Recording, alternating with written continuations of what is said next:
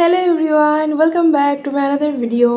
তো আজকের লাঞ্চে রয়েছে ভাতের সাথে এখানে রয়েছে মাছের ডিম ভাজা। 2 পিস নিয়েছি মাছের ডিম ভাজা, পেঁয়াজ তো রয়েছে।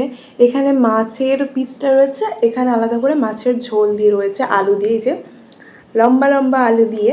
এখানে অল্প করে নিয়েছি এই যে পটলের তরকারি, ঠিক আছে। আর রয়েছে এখানে ঢ্যাঁড়স আলু দিয়ে মাছের ডিমের তরকারি। তো যখন খাচ্ছি তখন তোমাদেরকে দেখাচ্ছি। তো আগে মাছের ডিম ভাজা দিয়ে শুরু করা যাক। আমি কালকে রাতেও মাছের ডিম ভাজা খেয়েছি, তো কালকে রাতে তো আর ভিডিও করা হয়নি। গরম গরম মাছের ডিম ভাজা দিয়ে কিন্তু ভাত খেতে খুব ভালো লাগে।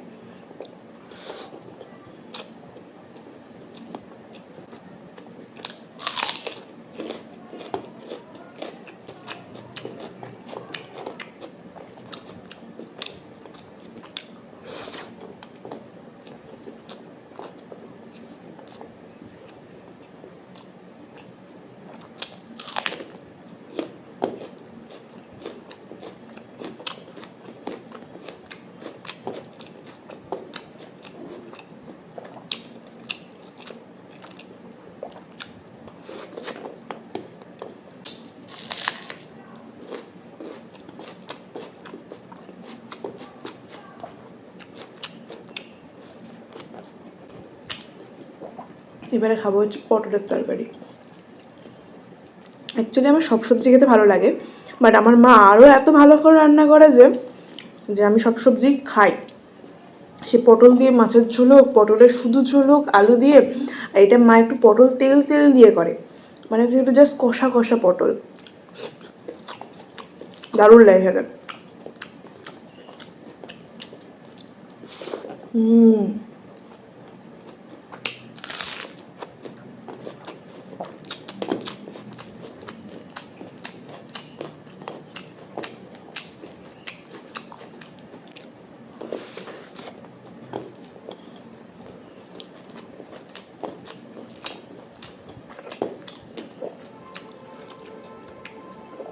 ঝাল ঝাল হয়েছে।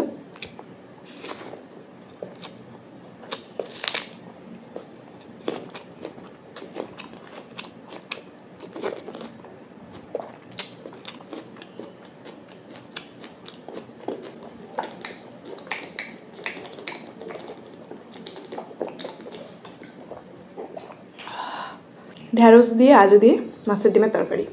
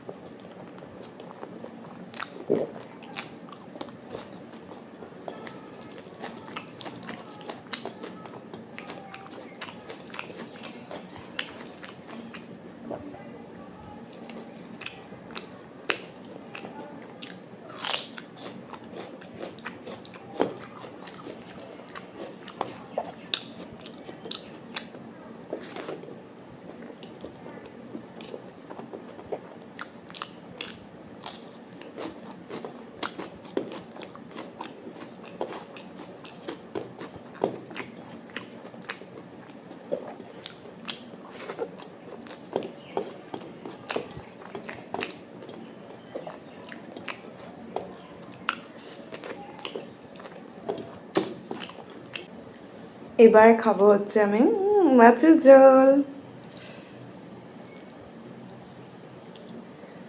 সবটাই নিয়ে নিলাম, খাবো তো আমি সবটা, রেখে লাভ কি।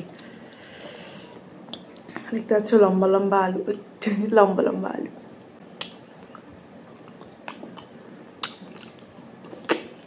আলুটা সুন্দর গলে গেছে, একেবারে সিদ্ধ হয়েছে। আলু দিয়ে মাংসের তরকারি, আলু দিয়ে মাছের তরকারি, আলু দিয়ে ডিমের তরকারি, মোট কথা আলু হলেই হলো। আলুর ঝোল,